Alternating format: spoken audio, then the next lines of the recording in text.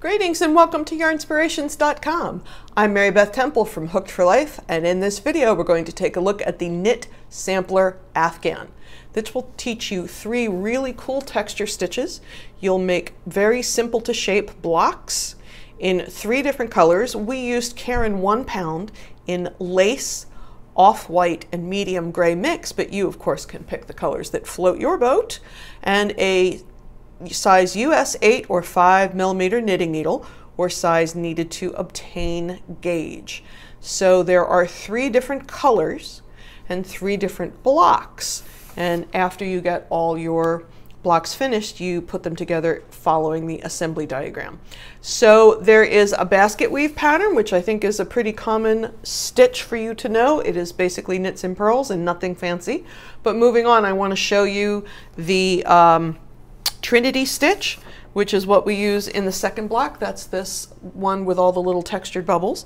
And then we're going to take a look at the mock cable pattern, which gives you very cool twisty cable looking stitches without having to use a cable needle. So let's take a look at these new stitches. Let's take a look at the Trinity Stitch pattern, which is what we are using for the block 2 blocks. And this is the right side of the work.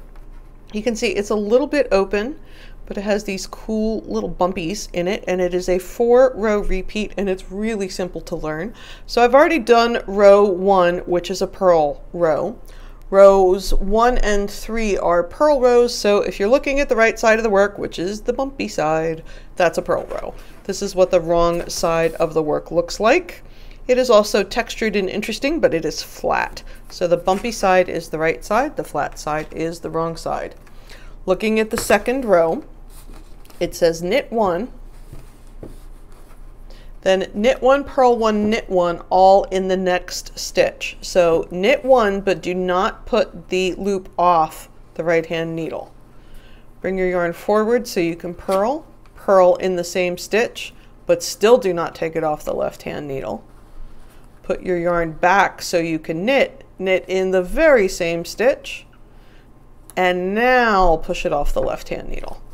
So you have 3 stitches in one, and that's what makes that sort of open area. And in the next thing that we do is purl 3 together. 1, 2, 3, purl 3 together. And we're going to do that all the way across until 1 stitch remains, and then we're going to knit the last stitch. So knit, don't take it off. Purl, don't take it off. Knit, now take it off. Boom. Purl 3 together. Your block will be bigger, of course. I just made a small one to make it easy to show on camera. Knit, purl, knit, now take it off. Purl 3, 2 together. Purl 3 together, not purl 3, 2 together. Oh my goodness. Knit, purl, knit, purl 3 together,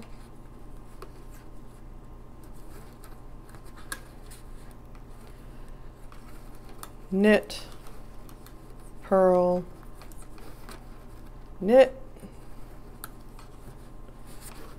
purl 3 together, knit 1. So that's the second row. I'm going to go ahead and do the third row, which is a purl row, and then we'll meet you back here for the 4th row. Now the 4th row works the same way as the second row does, except it's offset by 1. So it begins and ends with a knit 1. But whereas the second row we started the interesting part with knit 1, purl 1, knit 1 in the same stitch, in the 4th row we're starting with purl 3, 2 together. Now I want to talk just very briefly about reading your stitches. Once you have a couple of rows going and you put the phone rings and you put your knitting down because you have to go answer it or what have you, and you come back and you go, heck, I don't remember if I'm on a second row or a 4th row. When you're purling 3 together, can you see how there's one guy hanging out here by himself, and then these 3 were the ones that were knit 1, purl 1, knit 1 in the same stitch? But if you just pull your stitching apart, can you see It's group of 3, sort of a single, group of 3, sort of a single, group of 3, right? Do you see what I'm saying? And so the 3 that are hanging out together, those are going to be a purl 3 together. So if you cannot remember which row you were on, the purl 3 togethers are the ones that look like they're hanging out together. And the single stitches are the ones that have the knit 1, purl 1, knit 1 in them. So if you come back from your work and you can't remember where you are, see all those 3 guys are in the same hole? I know that's a purl 3 together. And as I said before, if you're looking at the right side or the bumpy side of the work, that's always going to be a purl row. So that's really all there is to this stitch. It's very simple, but it's just a luscious texture. I really enjoy this stitch, and I hope you do too. So that is all we have to say about the Trinity stitch. So this is block 3, and it is the mock cable pattern. And as you can see, we have these cool little twisties in here set off. This is the right side of the work, so set off by these little columns of reverse stockinette or stocking stitch. And you got a little bit of an opening in there, and I'll show you how that happens.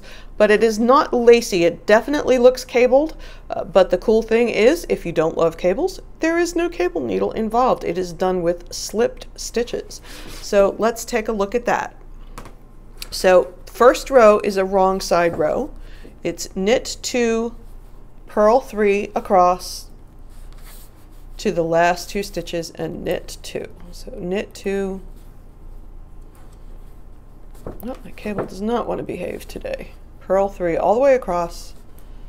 Your block, of course, will be bigger than mine.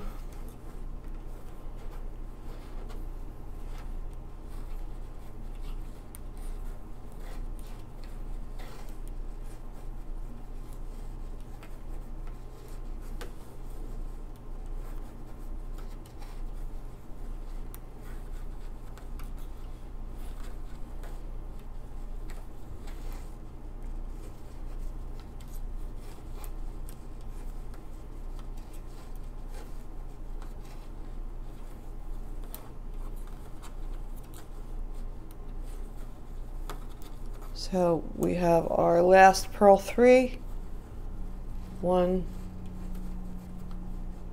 2, 3, going to end with knit 2.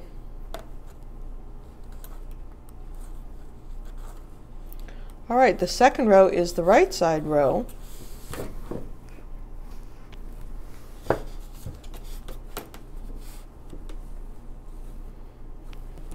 All right, we're going to purl 2,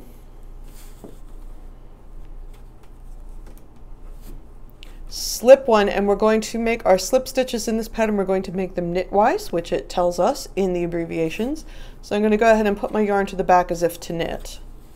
I'm going to slip 1 knitwise, then knit 2, 1, 2, then PSSO, pass, slipped, stitch, over. So I'm going to take the stitch that I slipped and pass it over the 2 that I just knit. All right, let's see that again. Purl 2,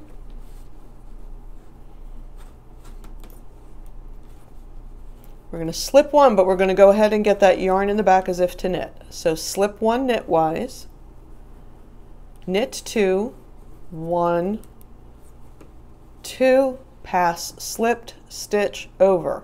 So take that slipped stitch. Now hold on to your working yarn because it helps keep those knit stitches on the needle and keeps them from flopping off the end. Purl 2, get the yarn in the back, slip 1 knitwise, knit 2, pass, slipped, stitch, over, purl 2, get the yarn in the back as if to knit, slip 1 knitwise, knit 2, pass, slipped, stitch, over, and we're going to end that row with a purl 2. Now we had PSSOs without corresponding yarn overs. So what happened? We have fewer stitches on this row than we did on the row before. So you have lost one stitch in every mock cable. So I believe in the example, they have you casting on 52, and I'm pretty sure that gives you 10 cables, so you'll have 10 fewer stitches. In my case, I had 1, 2, 3, 4, so I have 4 fewer stitches because I lost one on every one of those PSSOs. But we're going to get them back, and this is how. Let's take a look at the third row. Third row is knit 2 at the beginning, and then purl 1, yarn over, purl 1. So this was my group of 3 where I lost a stitch due to the PSSO, and now I'm putting that stitch back in the same place. So purl 1, yarn over, purl 1.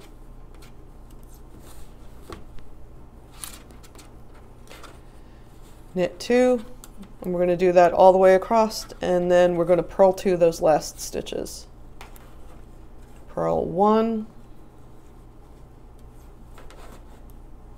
yarn over, purl 1.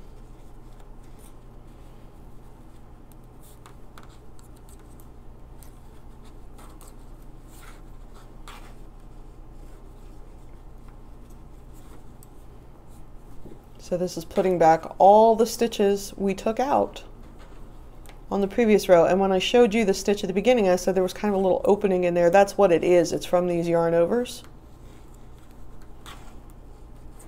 But once again, it is not a lacy looking stitch. It definitely looks textured like a cable.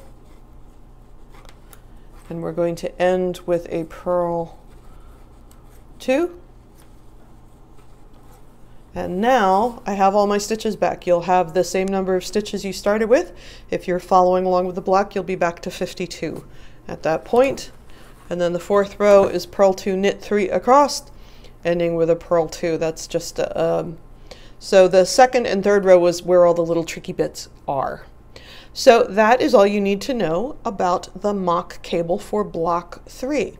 So all you have to do is make the number of blocks that are suggested, and then you follow the stitch diagram, which we have very helpfully given you in color. And of course you can use the colors that we chose, or you can use your own colors. And all you need to do at the end is stitch all those blocks together, and you're all finished. So thank you for joining us here on Yarnspirations.com for the Knit Sampler Afghan. I'm Mary Beth Temple from Hooked for Life. Thanks for joining us.